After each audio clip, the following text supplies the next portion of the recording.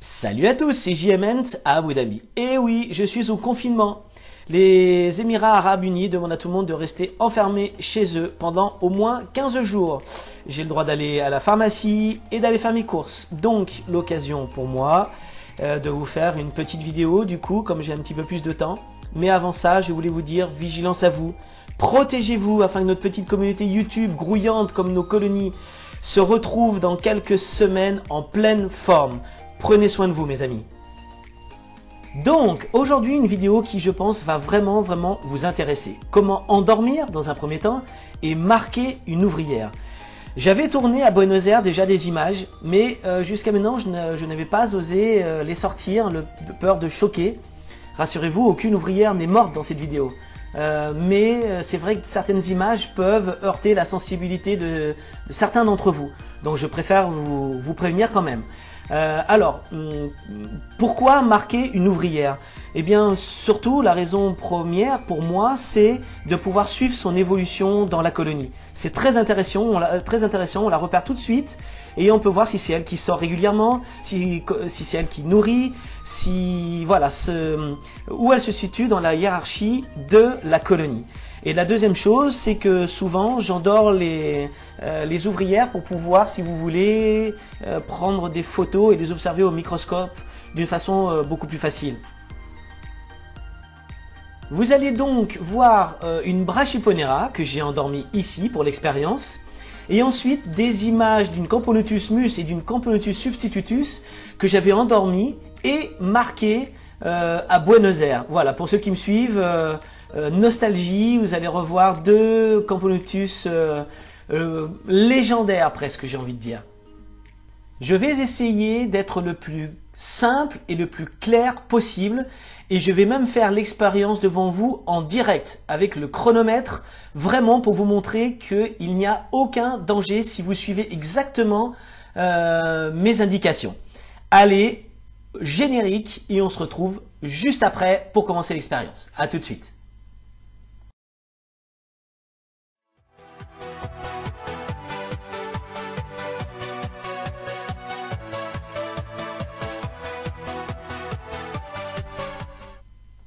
Étape 1, le matériel simple dont vous aurez besoin pour endormir la fourmi. Une bouteille en plastique d'1,5 litre, son bouchon percé, un morceau de tuyau 30 à 40 cm de long, un bouchon en liège qui servira de diffuseur, sur le bouchon en liège un petit morceau de micro-grille et un tube en verre.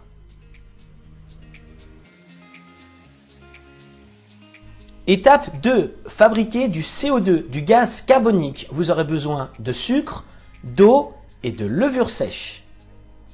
Plus précisément d'1 litre d'eau tiède, de 5 g de levure sèche et 200 g de sucre. Étape 3. Fabriquer le diffuseur. Pour ça, découpez un petit morceau de micro-grille que vous allez coller sur le bouchon.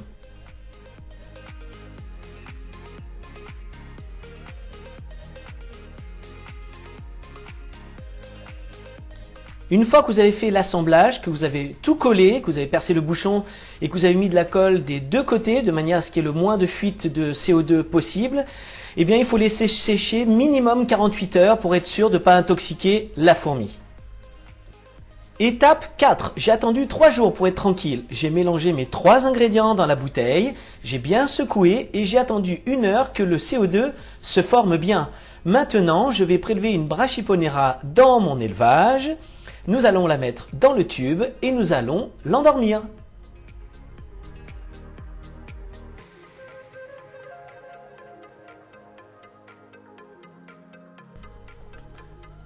Étape 5. Le diffuseur est branché donc sur la bouteille avec les 3 ingrédients qui ont été secoués il y a maintenant 1 heure.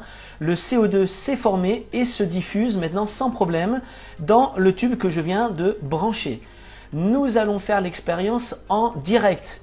Je n'ai fait aucune coupure, je n'ai fait qu'accélérer donc l'image de manière à gagner un petit peu de temps.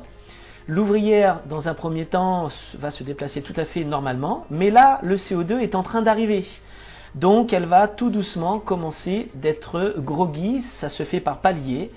Et vous allez pouvoir voir que dans quelques instants, elle va commencer à stopper. Là, elle bouge encore, elle bouge encore. Elle commence à ralentir. Et à 2 minutes 40, les premiers effets sont là. Le CO2 commence à travailler sur son organisme. À 3 minutes 30, elle bouge encore. Donc là, on n'ouvre pas encore. Ce n'est pas le moment de la marquer. Il faut encore attendre. Il faut vraiment attendre qu'elle se recroqueville complètement sur elle. À 4 minutes 30, elle se recroqueville. À partir de ce moment-là, nous attendons 1 minute de plus.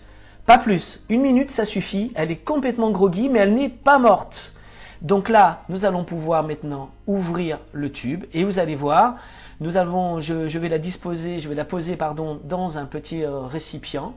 Et là, c'est là maintenant que tout de suite, il faut la marquer. Chose que je vais vous montrer à l'étape suivante. Là, vous avez environ 30 secondes pour marquer votre ouvrière. Mais elle va se réveiller. Elle n'est pas morte. Vous pouvez voir que déjà, le gaz commence un petit peu à s'évacuer de son organisme. Et très bientôt, elle va reprendre ses esprits. Elle n'est pas morte. Elle est juste groggy. Oh, pardon pour la mise au point. Pas évident. C'est très blanc, donc forcément pour la mise au point, il y a très peu de noir sur du blanc. Donc c'est un petit peu plus difficile. Voilà, là, elle commence à se réveiller. Donc, en principe, le marquage est déjà fait. Et vous la laissez se réveiller tout doucement.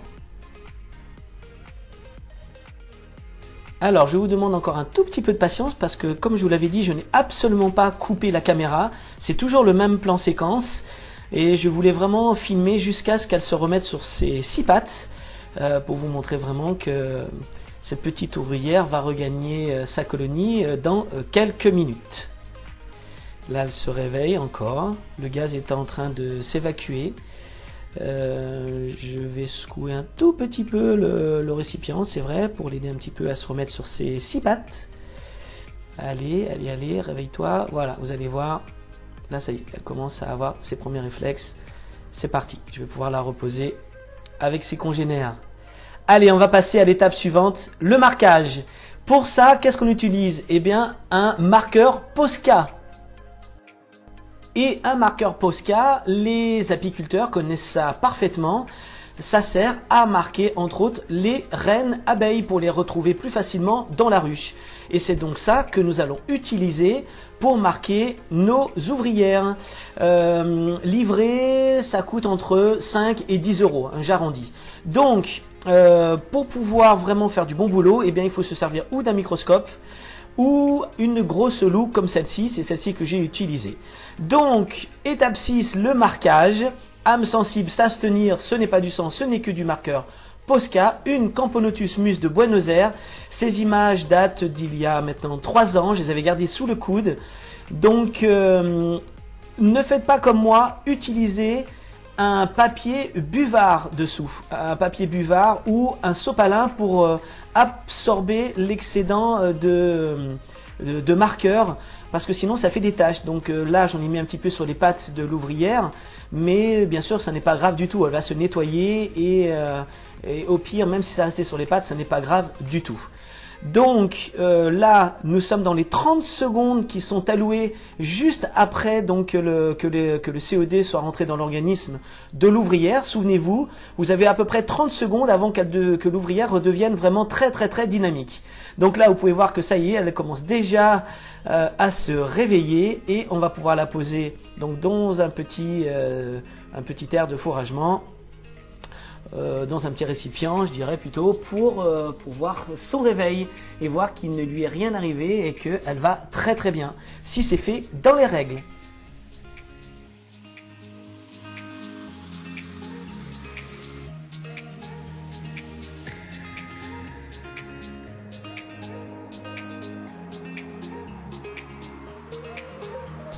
À l'époque, j'avais également marqué une Camponotus substitutus. J'en avais marqué plusieurs parce qu'en plus le Posca vous pouvez avoir plusieurs couleurs, donc j'en avais marqué plusieurs dans la fourmilière et alors selon les espèces le Posca tient plus ou moins longtemps. Ça peut aller d'une semaine à 2 semaines à presque plus d'1 mois d'ailleurs, je me souviens pour certaines espèces. Ça dépend en fait de la pilosité et puis certaines espèces le tolèrent mieux que d'autres. En tout cas, je vous assure que moi à l'époque, je n'avais eu aucune mortalité. Vraiment, ça peut être sympa. Si d'autres youtubeurs veulent réitérer l'expérience, n'hésitez pas à poster.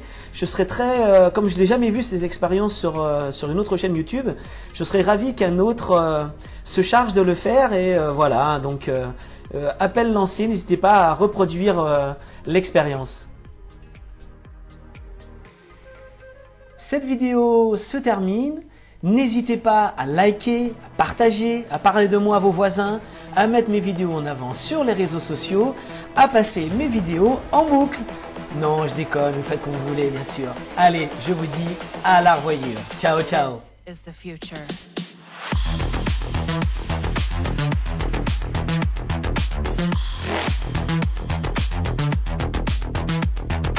Evolution.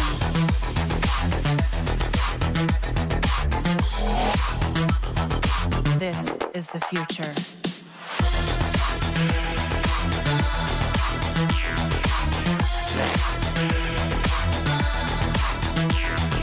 Evolution.